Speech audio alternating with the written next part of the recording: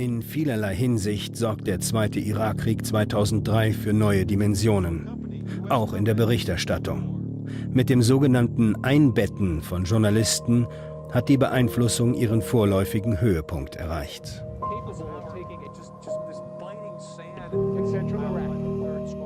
US Army 7th Cavalry.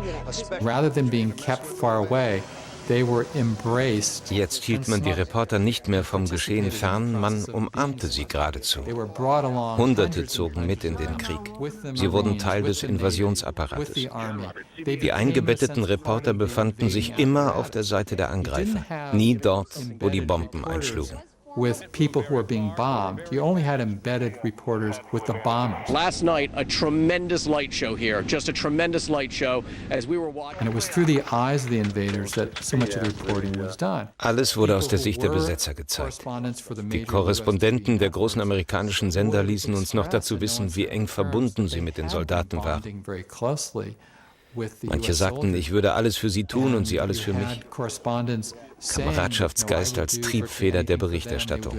We had guys around us with guns, and they were intent on keeping us alive because they said, "You guys are making us stars back home, so we need to protect you." Das ist sehr nett, hat aber nichts mit unabhängigem Journalismus zu tun. Das Einbetten der Reporter ist nur ein neuer Trick im alten Spiel der Kriegspropaganda.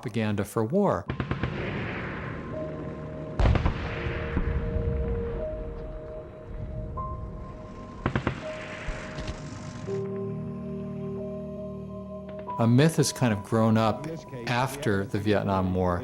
Nach Vietnam ist der Mythos entstanden, dass die Medien dort besonders kritisch berichtet und den Amerikanern die ganze Brutalität des Krieges vermittelt hätten. Viele meinen, es sei das Beste, zu diesem Standard zurückzukommen. A standard that should now be rediscovered or emulated. This is what the war in Vietnam is all about. Yes, there was exceptional reporting. In der Tat gab es außergewöhnliche Berichte, aber es waren Ausnahmen. So die Bilder von GIs, die mit ihren Feuerzeugen ein Dorf abfackelten. Das ist den Leuten deshalb noch so präsent, weil es so unüblich war. Eigentlich sah man recht wenig von der maßlosen Gewalt dieses Krieges im Fernsehen. Besonders wenn amerikanische Soldaten für die Gräuel verantwortlich waren. Ein großes Tabu ist generell die Berichterstattung über das menschliche Leid.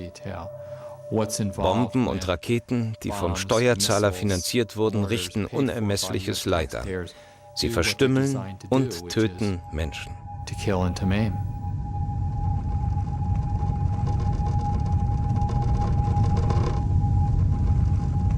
Let no one think for a moment that retreat from Vietnam would bring an end to conflict. Withdrawal of all American forces from Vietnam would be a disaster. It's a real incentive for Vor dem Krieg tut ein Präsident alles, um sein Volk dafür zu gewinnen.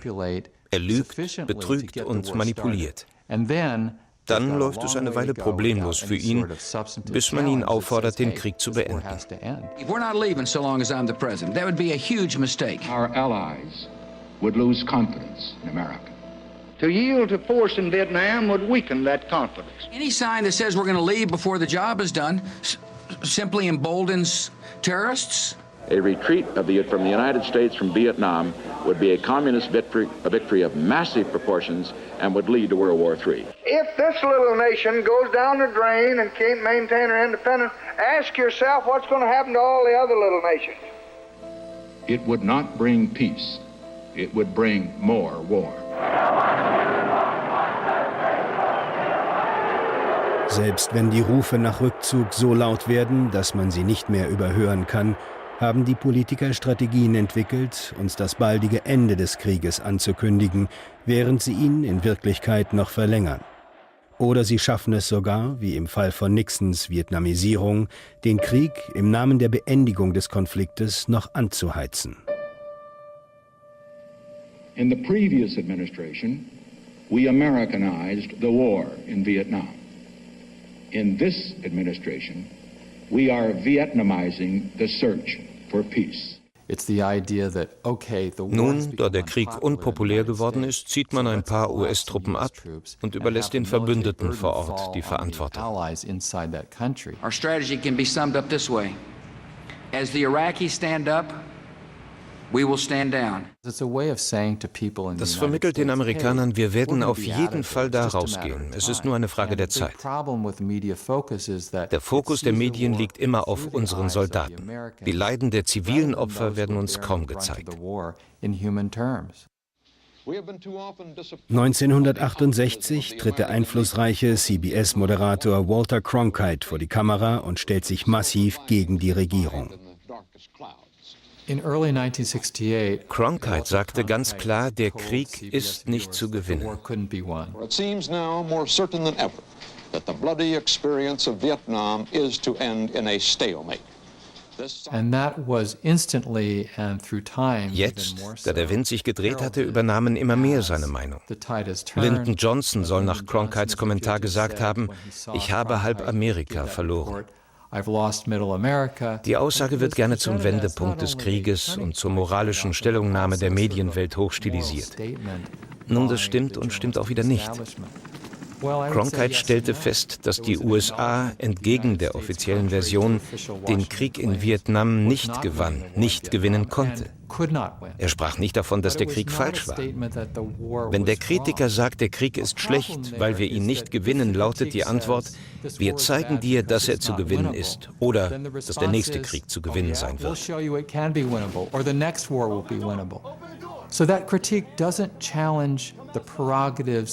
Diese Kritik stellt nicht das Recht auf die Aggression an sich in Frage. Dazu müsste sie tiefer gehen. Egal, ob dieser Krieg zu gewinnen ist oder nicht, ein Reich mit Cruise Missiles erzwingen zu wollen, ist nicht rechtens.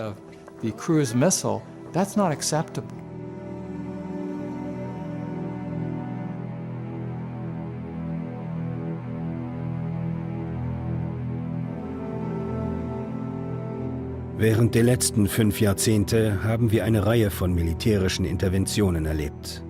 Unser Militär ist einmarschiert, hat Länder bombardiert und sie über lange Zeit besetzt gehalten. Immer wurde uns gesagt, es geschehe mit hehren Absichten und immer wieder haben junge Amerikaner und zahllose andere Menschen mit ihrem Leben dafür bezahlt. All das gilt auch heute noch. Die Dynamik ist immer dieselbe, bei der Besetzung des Iraks oder bei möglichen Zielen wie dem Iran. Und die Zukunft wird dasselbe bringen, wenn wir nicht begreifen, wie der Krieg in unsere Köpfe gepflanzt wird. Die Medien haben geglaubt und uns glauben gemacht, dass die Außenpolitik vom Präsidenten gemacht werden sollte. Dieser kluge Kopf im Oval Office hat alle Informationen. Er weiß mehr als wir. Das amerikanische Volk spielt keine besondere Rolle. Es hat nicht die Fähigkeit, mit so einer Situation umzugehen. Das gilt für den Vietnamkrieg, aber auch für spätere Konflikte. Im Kongress hat es immer wieder einzelne Stimmen dagegen gegeben, aber sie fanden keine Plattform in den Medien. Auch wenn heute klar ist, dass sie richtig lagen. However difficult this vote may be, some of us must urge the use of restraint.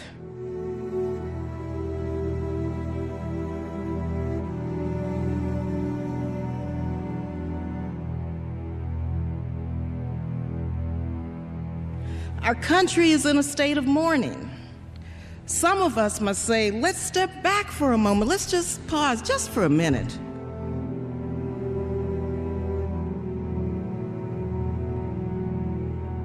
And think through the implications of our actions today so that this does not spiral out of control.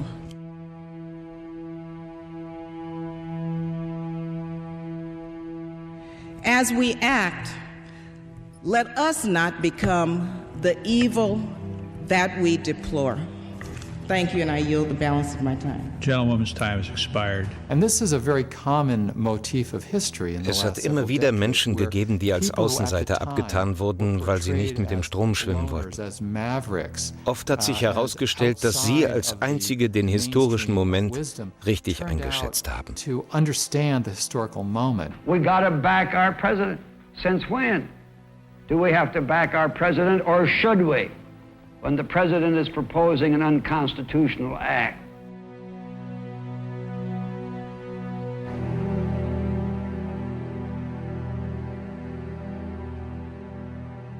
The best example is Wayne Morse, the senior senator Das from beste Oregon, Beispiel ist Senator Wayne Morse. 1964 schwamm er gegen den Strom des gesamten Kongresses. Morse sprach der US-Regierung das Recht ab, den Krieg gegen Vietnam überhaupt anzufangen. Denn, so sagte er, es ist Sache des amerikanischen Volkes, über die Außenpolitik zu entscheiden. Senator, the Constitution gives to the President of the United States the sole responsibility for the conduct of foreign policy. Couldn't be more wrong. You couldn't make a more unsound legal statement than the one you have just made. This is the promulgation of an old fallacy that foreign policy belongs to the President of the United States. To whom does it belong then, Senator? Belongs to the American people. All right, and our constitutional fathers made it very clear. Where does the President fit into this in the responsibility scale? What I'm saying is, under our Constitution, all the President is the administrator of the people's foreign policy. Those are his prerogatives. And I'm pleading that the American people be given the facts about foreign Senator, policy. That the American people cannot formulate and execute foreign policy? Why, you're a man of little faith in democracy if you make that kind of announcement. I have complete faith in the ability of the American people to follow the facts if you'll give them. It isn't and my a lack charge of against faith, my Senator. government is we're not giving the American people the facts. And that's a kind of faith in democracy. Dieses Vertrauen in die Demokratie ist in Washington nicht sehr verbreitet. Aber es ist eine gute Auslegung unserer Verfassung und eine gute Definition von Demokratie.